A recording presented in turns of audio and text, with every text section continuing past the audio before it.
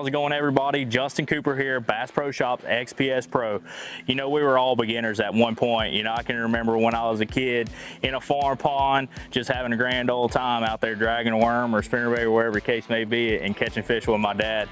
And if you're a beginner, this is the video for you, because there's some baits out there that no matter if you're a beginner or tour level pro, you're gonna have these baits in your boat because they catch a bunch of fish. And we're about to go through 9 or 10 of those, where to throw them, techniques, how to work it. So y'all follow along, let's get after it. First up, you have to have some sort of plastic worm in your tackle box at all times. You know, my favorite being a Bass Pro Shops Sticko. You know, you also have you know, ribbon tail style worms, but a soft plastic worm is probably one of the most successful baits in the bass fishing industry. There's been millions and millions of bass caught off a soft plastic worm. There's a bunch of different ways you can do it, with a weight, without a weight, on a jig head. There's so many different ways, you know, but my favorite is just flip around hard cover. So right here we've got a dock. And, you know, I'm just gonna flip around these outside pilings, inside, get up under a walkway, whatever the case may be, and I'm gonna let it go to the bottom, and I'm just gonna hop it along. Hop it along the bottom. You know, I'm looking for those fish that may be a little more lethargic, that are chasing, you know, more crawfish, that type of deal. And let me tell you, you're gonna get a bunch of bites. It's fun, the bite is fun. You can do it with so many different rod techniques, line size, it really doesn't matter. You put your favorite soft plastic worm on, get out there, drag it around and flip it around some hard cover, you're gonna catch a bunch of fish. You always have to have a jerkbait in your tackle box. This is the XPS Stare Down, phenomenal jerkbait, comes with good hooks, out the package, ready to go as soon as you tie it on, and that's one thing that I love about this. You know, but this is a fish catching machine. Really good for your stain to clear water. You know, you have different size bills, that way you can target different depths. So this is a suspending jerkbait, meaning that it's going to float, and then as I start retrieving my bait back, it's going to dive down with that bill. And then when I pause, it's going to suspend and it's going to stay there. It's not going to float, it's not going to sink. And what that does, that gives those fish an opportunity to really get a good look at that bait and entice them to bite. So, you know, where I love to throw a jerkbait is over brush piles and on point. So, you know, right here in front of us, we got a secondary point, kind of rocky. That's a great place. And then right here, we have a brush pile. You know, and as far as my retrieve, I want to throw out past that brush pile. I'm gonna reel down just a little bit, just to kind of get that jerkbait kind of down to the depth. And then what I'm gonna do is I'm gonna just kind of jerk the slack just a little bit. You don't wanna jerk it on a tight line. That way your jerkbait doesn't give the action that you really want, that darting kind of action that it needs. But I'm gonna leave my line kind of slack like this and just kind of jerk the slack just ever so slightly. You know, nothing too crazy like this, because you get a little too much action out of your jerk bait, if you would, but just a nice steady jerk, and cadence can be big. You know, colder water, I like to go jerk, jerk, and pause. Maybe pause it,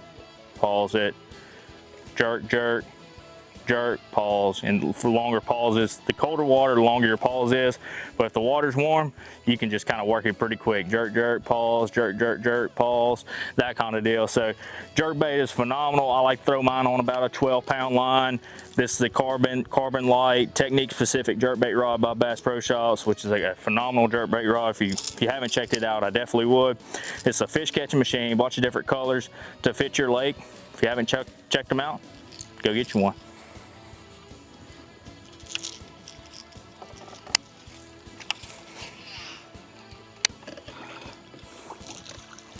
There you go, XPS Stare Down.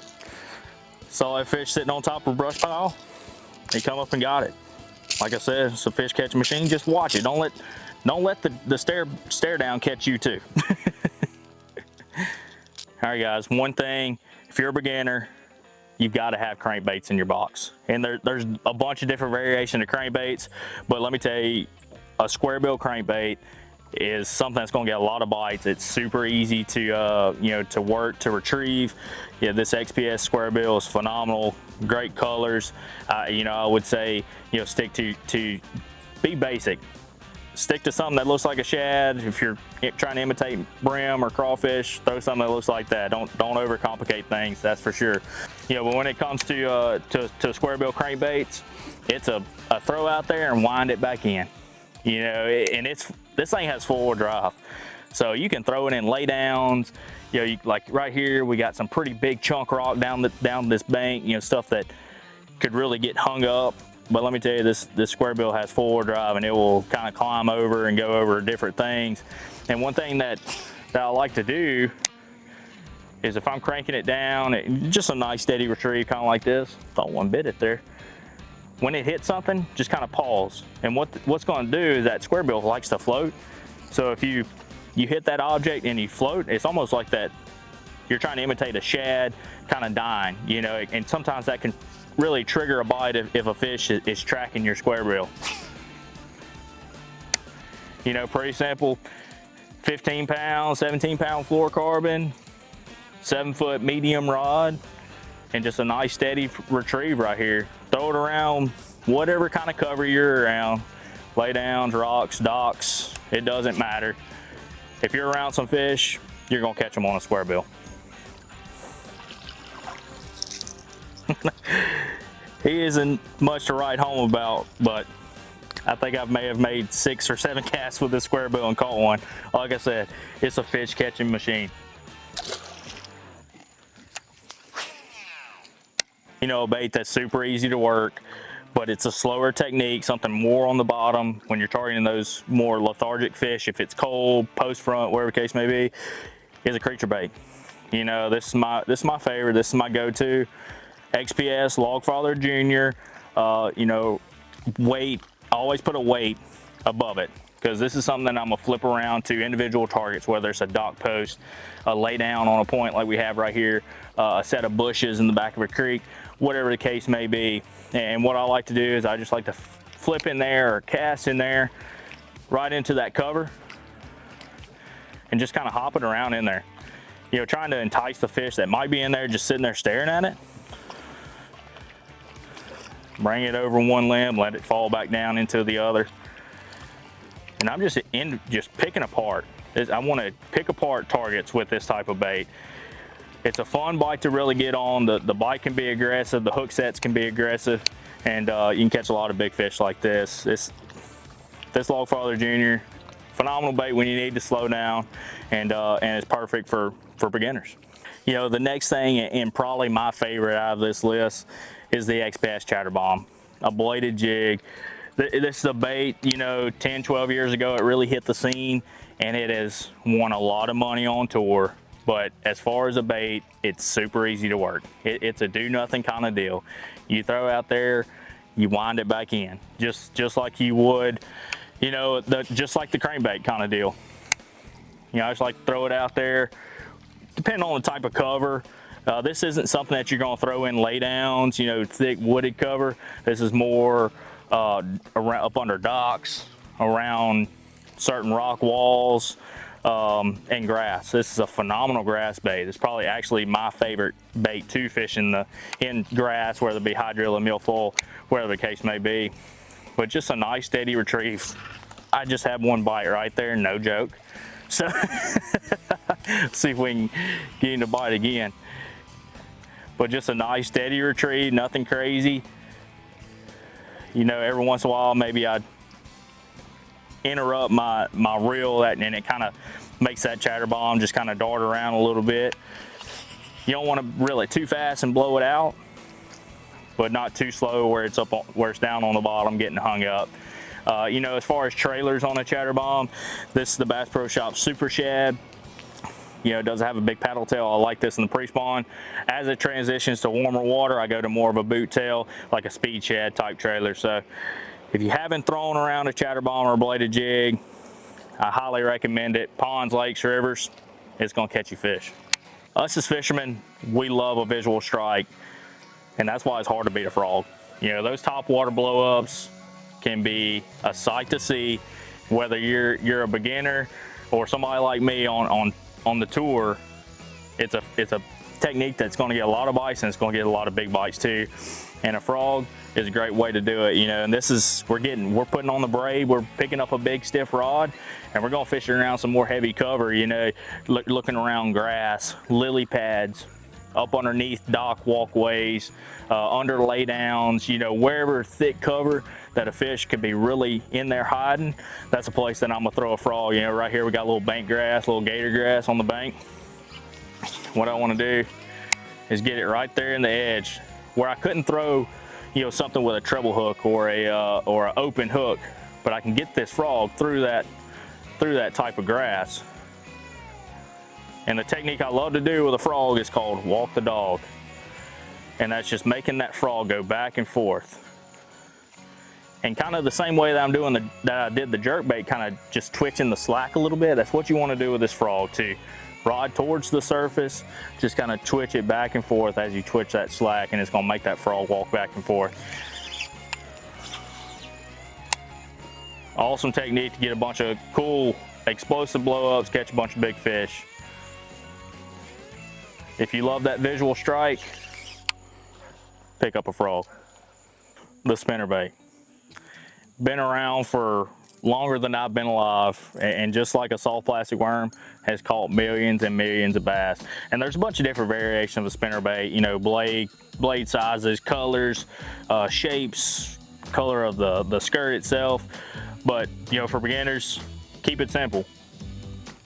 Colorado, willow leaf blade, that combination, and some type of a shad pattern, whites, translucents, you know, something like that. That's what's going to get more bites than anything. So, you know, if you're in the market for a spinnerbait, that's where you need to start. And this thing right here, just like the squarebill crankbait, it has four-wheel drive. So I throw it in or retrieve it the same way I do like the chatterbait, just a nice steady retrieve.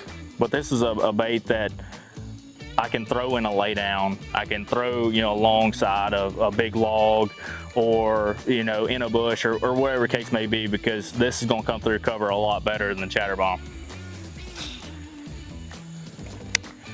You know, right out there we've got a couple lay down logs, and what I want to do with that spinnerbait is I want to bring it right beside it. I want the blades to actually hit that target, and what that'll do is that'll kind of deflect the blades or deflect the bait a little bit, and almost like a shad trying to get away, and that's when you're going to get your strikes.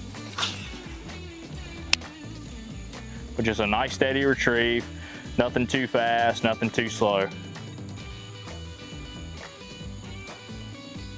610 rod, 15-17 pound line, throw it around cover and hold on.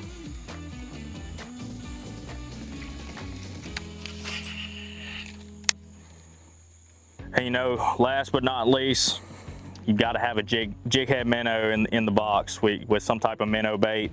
My favorite being the XPS rock and shad.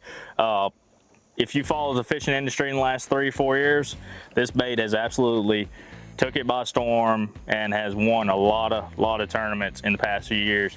But it's something you got to have. You know, whether you have forward-facing sonar or not, you can still catch fish on this bait. Yeah, I love a 7-1 medium light rod, a good spinning reel with a good drag system, you know, 10, 12 pound fluorocarbon main line to a 12 or 15 pound braid, just to kind of help with the hook set and fighting those fish. But as far as cadence and how I retrieve my bait, you know, if I'm looking out on forward-facing sonar and I see a fish out there, my goal is to cast past that fish, let my bait fall to that depth that fish is sitting in, and I want to bring that bait right over the top of him. Try to keep it the same depth the whole way across, and just a nice constant twitch of the rod, just like this.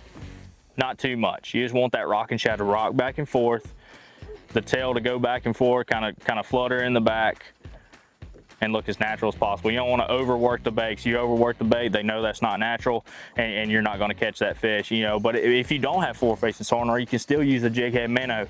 Get around some points, you know, main lake points that don't have a lot of brush or cover on them, because this is an exposed hook, you know, so you can't throw it in any real thick cover. So it needs to be open water. But get on some open water points, throw it out there, whatever the depth is, kind of count it down. You know, if you're if you're in 10 foot or so, count it down 5-6 seconds and just keep that same retrieve. I think you'll catch some more fish too doing that. But like I said, start out probably about a 1/4 ounce weight, a 4 or 5 inch rocking shad, and hold on, because you're gonna get bit nowadays. All right, there you have it, guys. You know, whether you're a beginner or a tool level pro, all these baits need to be in your tackle box. You know, these are easy baits. If you're just getting into fishing to use, a lot of them are super easy, you know, just chunk and wind or chunk and drag, you know, whether it's soft plastic or creature baits or like this spinner bait right here. Super easy to work, they're efficient, they get bit no matter where you're at in the country. We're from the West Coast to the East, South to North, different watercolors, it doesn't matter. Those baits are gonna catch fish for you. So make sure you have them in your tackle box when you go out to the lake or river or pond next time, and trust me, you're gonna catch more fish. Thanks for watching. We'll see you on the next video.